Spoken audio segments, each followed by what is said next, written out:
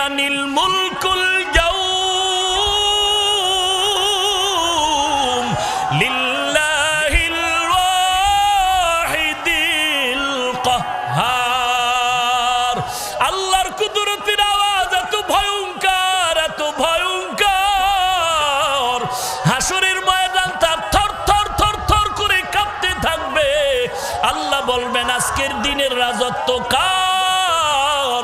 কেউ জবাব দিতে সাহস পাবে না। আল্লাহ পাকের ভয়ঙ্কর আওয়াজে হাসরের ময়দানটা কাঁপতে থাকবে। সাহাবায়ে কেরাম সহ নবীরা, বেঈমানেরা বেহুশ হয়ে যাবে। জবাব দেওয়ার কোনো উপায় নাই। আল্লাহ নিজেই জবাব দিয়া বলবেন লিমানিল মুলকুল ইয়াউম